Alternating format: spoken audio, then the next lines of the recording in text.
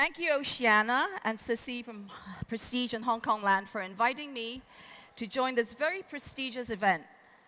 In fact, I do feel a little overwhelmed and underqualified to be part of this Women of Power Summit, especially when I, as a family lawyer and working mother of 3 children, most of the time I only feel powerless.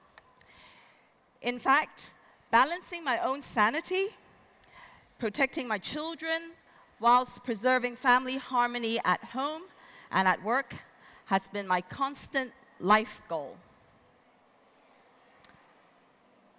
However, I do believe that my work for the past 30 years in family and vulnerable client practice has enabled me to empower not just women, but men and children by explaining their legal rights and helping them navigate through some of life's most difficult and challenging times. And this gives me meaning and motivation to carry on with what I do. Let me start by talking about a movie that I watched recently. It's called I Care a Lot. This 2020 movie is about an American con woman who makes a living by a court-appointed guardian, played by Rosamund Pike, and she won the Best Actress in the Motion Picture of the 78th Golden Globe Awards. Now, Pike convinces the justice system to grant her guardianship of elderly persons whom she pretends are unable to take care of themselves by sedating them and moving them to assisted living facilities with the assistance of a doctor.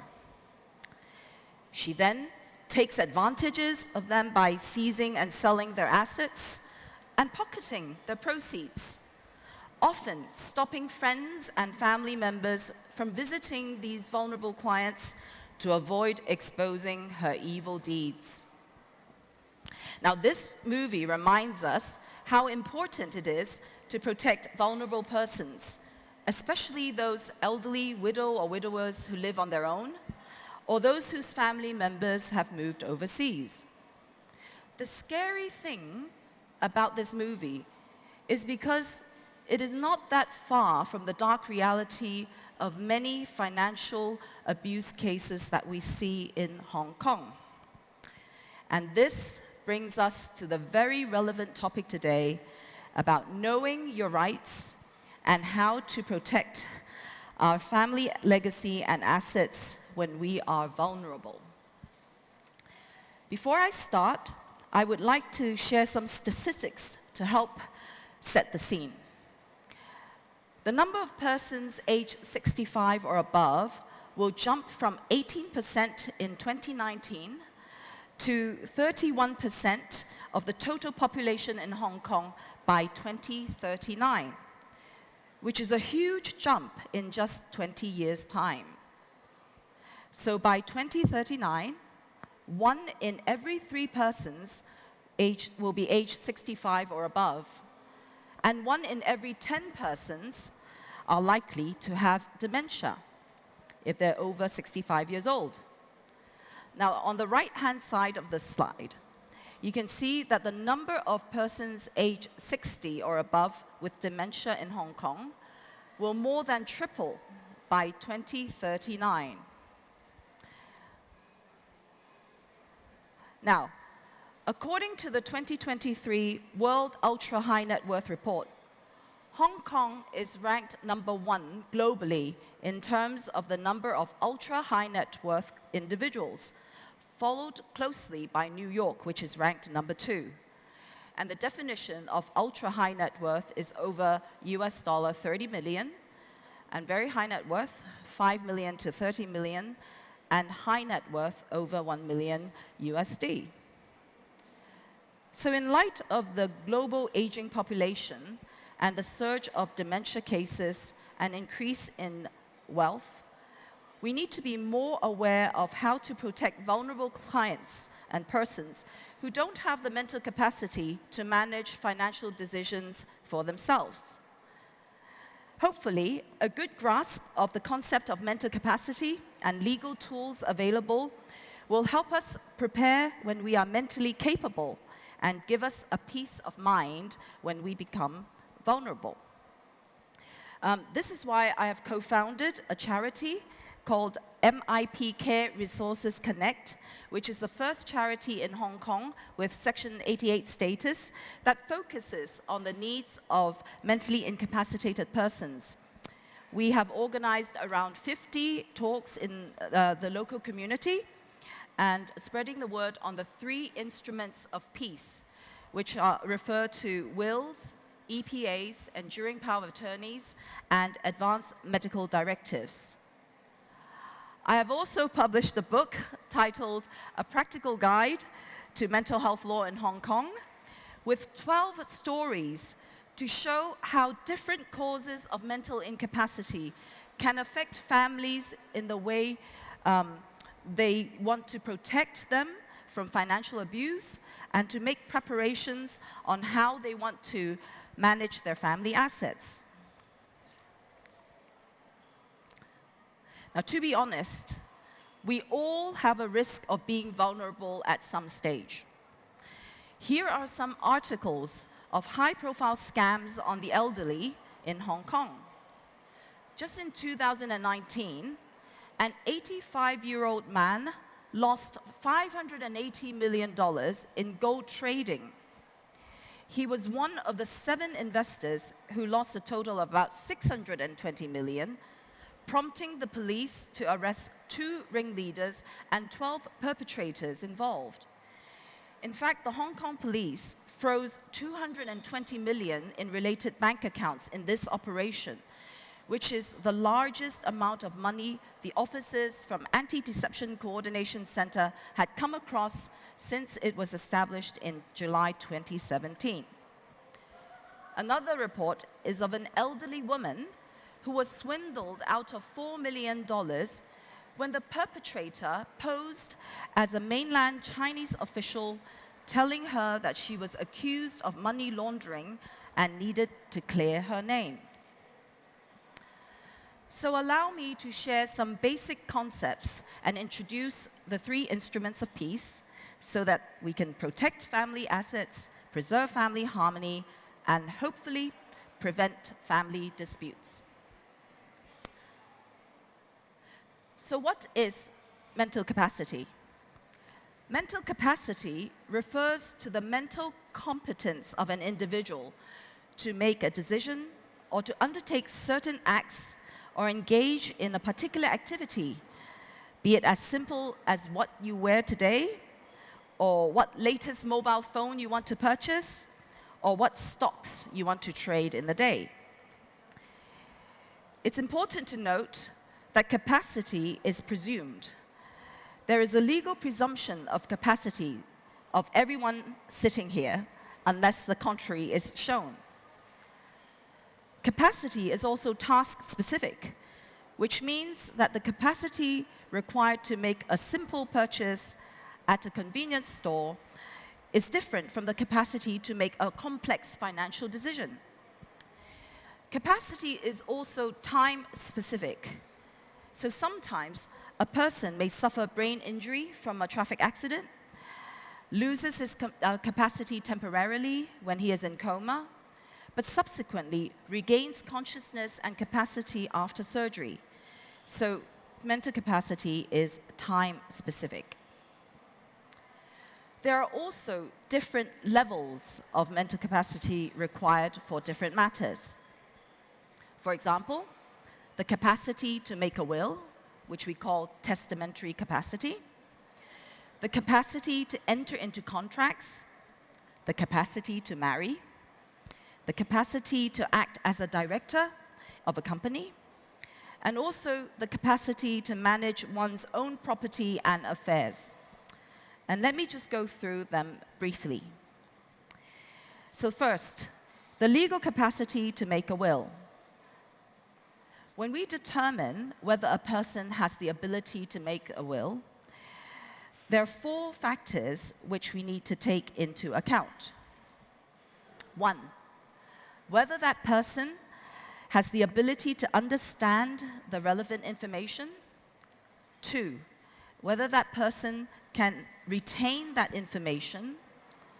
3, whether that person can use or weigh that information as part of the decision making. And lastly, the ability to communicate that decision, whether it be done verbally, in writing, or simple nodding of the head.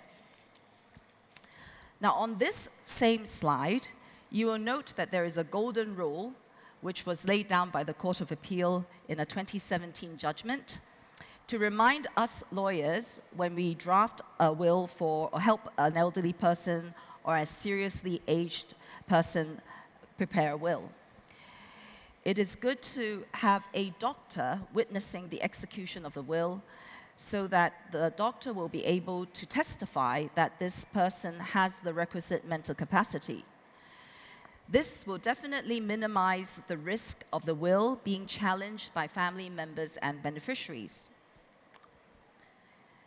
Now, I would like to share a story involving a family dispute and challenges to the testamentary capacity of a Mr. Lam, who is the owner of a well-known electrical retail chain in Hong Kong, Tai Lin. Those of you from our generation, or my generation, will probably be familiar with the chain. In 1987, Mr. Lam made a will in favor of his wife and 2 children. He subsequently met a Miss Tam and had 3 children with her.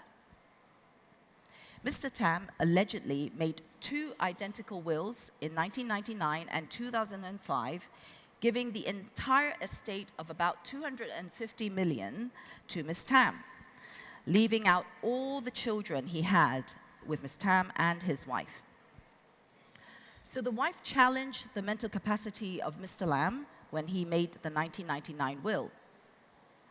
And the court held that Mr. Lam had no mental capacity to make those wills based on medical evidence that Mr. Lam had 2 strokes during the time, which affected his memory, and also an assessment by a neurologist who said he had no ability to manage large company business.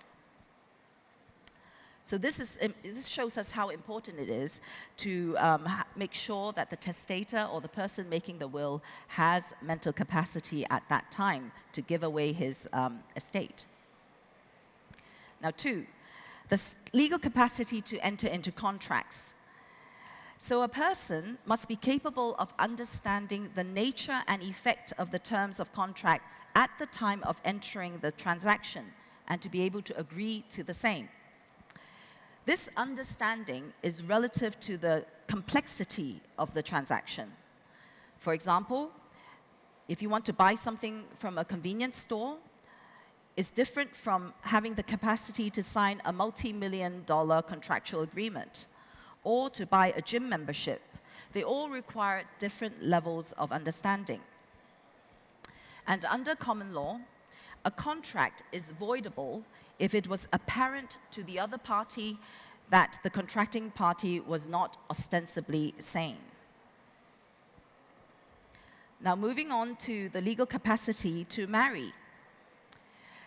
A decision to marry is act or task specific, and it is not person specific, meaning that whether a person has the capacity to marry does not depend on who he or she wants to marry. And in order to have this capacity to marry, one must be capable of understanding the nature of a marital contract and the duties and responsibilities normally attached to a marriage. For example, living together as husband and wife, the legal and social status of husband and wife.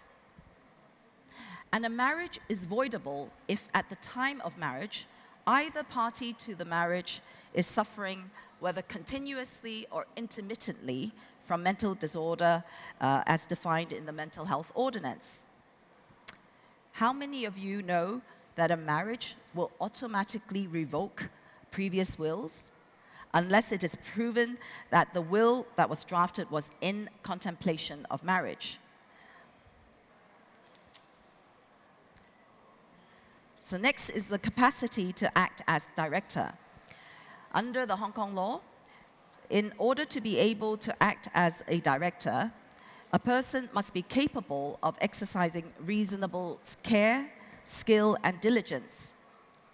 And usually, the Articles of Association of Companies provide that a director must not be of unsound mind, and the model articles provides for termination of a director's appointment in the event of mental incapacity, rendering the director unable to exercise reasonable care. Now, legal capacity to manage one's own property and affairs. I would like to use a case to show when and why it is necessary to apply to the High Court for the appointment of a committee to manage one's property and affairs. Madame L is a 74-year-old widow without any children. She lived alone in a private housing estate, and she suffered from dementia and bipolar, making her a regular patient at the Kwai Chung Hospital. Mr. T was a hospital volunteer who frequently visited Madame L and gained her trust over a period of 2 years. And he found out that Madame L had owned 2 properties in her own name. Just a few months before she was officially certified as a mentally incapacitated person, Madame L allegedly executed a power of attorney granting him the power to sell one of her properties.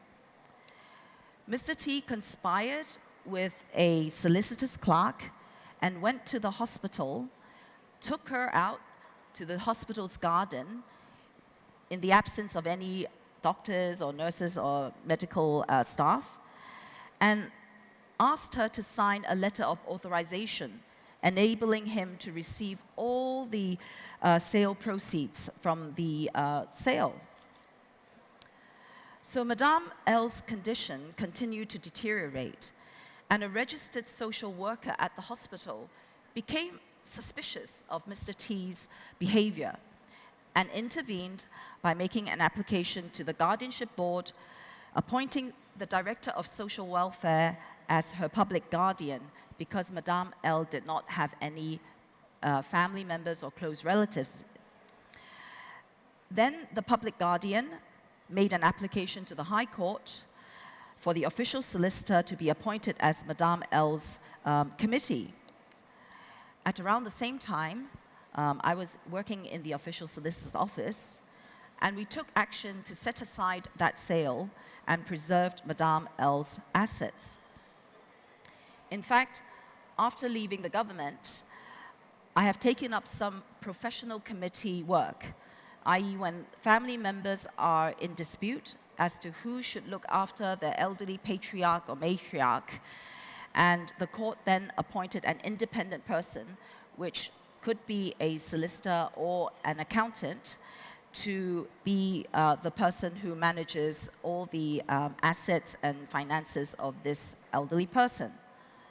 Obviously, this is not an easy job because we are caught in the middle of family dynamics, and but I think it is also one of the very meaningful jobs because when we properly explain the situation and we have sufficient communication with all the siblings or family members, I'm able to help resolve some of the family issues and disagreements, which is in the best interest of the mentally incapacitated person and the whole family.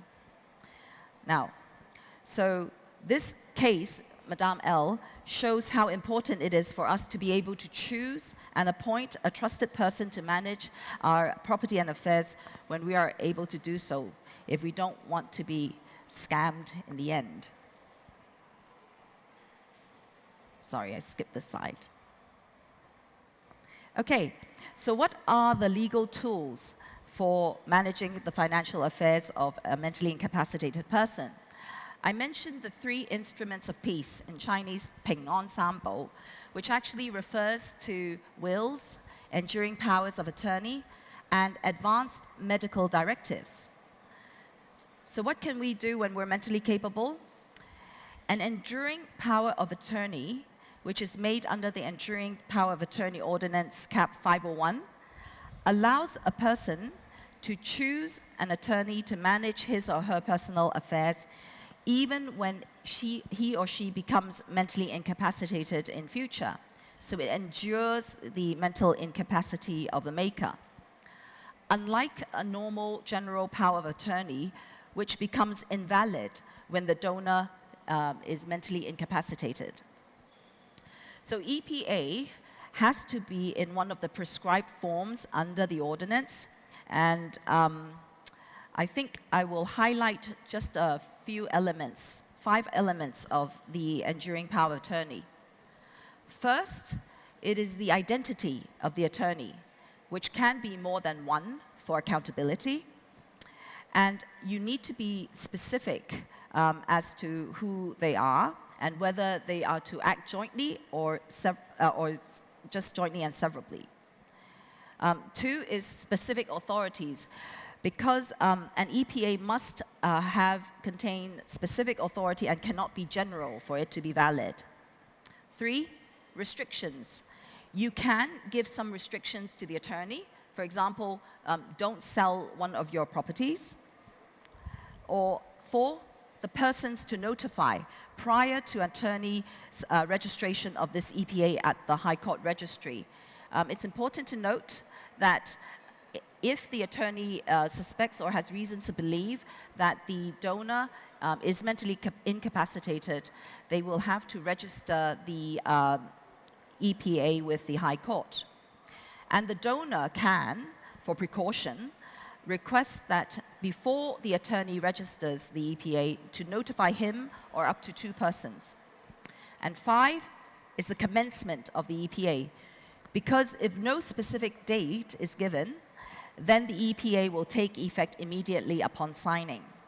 But it's usually people will state that I want this EPA to be effective when I am certified to be mentally incapacitated. And obviously some formalities is that it has to be witnessed by a solicitor and a registered medical practitioner. Please remember, an EPA is a very useful and powerful document, so it is quite dangerous to think of it as a form-filling exercise. Advanced medical directives. So what is that? This is a 3rd instrument of peace. This is a statement made by a mentally capable person refusing specified life-sustaining treatments when he or she is in an end-stage irreversible condition. For example, terminally ill, persistent vegetative state, or any other end-stage irreversible life-limiting condition. It also has to be witnessed by 2 persons, one of whom has to be a registered medical practitioner. And both witnesses must not be a beneficiary or under a will or insurance. So what are the benefits of making an advanced medical directive for healthy individuals? First of all, it is to minimize distress and indignity at the end of life. It gives the advanced directive maker a sense of control and peace of mind. It provides greater certainty to doctors and healthcare professionals. And it also provides family members with sufficient knowledge to honor the patient's wishes. Hopefully, it will reduce conflict caused by difference of opinion between family members on what type of life-sustaining treatment to endure. In fact, I want to pause here to share another story which some of you might be able to relate to. An elderly parent in his 90s was suffering from a long-term chronic illness. And when he reached the end of life, all his children and grandchildren were beside him in the hospital, by his side. But when he breathed his last breath, all the family members wanted to was let the elderly man go in peace. However, when the vital signs, stopped and the heart stopped beating, whole medical team rushed in, to do CPR, to resuscitate and try to resuscitate him. And the sad thing was some of the family members were already so distressed, and they didn't want to see their father have broken ribs or just being under all this attention. And so luckily, one of the children remembered that the father signed a DNA CPR, do not attempt a cardiopulmonary resuscitation, and called the doctor in to stop and intervene. So you can imagine how chaotic the situation is in the hospital and how preparing an advanced medical directive might prevent this from happening. Another story is about a wife who had some dispute with her husband's family members. And when the husband had to go into a hospital for a surgery, he told her that he did not want to be on certain life-sustaining support if he was in an irreversible coma. But unfortunately, the surgery was not successful and he was in this state. But the husband's family members did not want to authorize the doctors to stop these treatments. And they engaged in some unhappy arguments and disputes.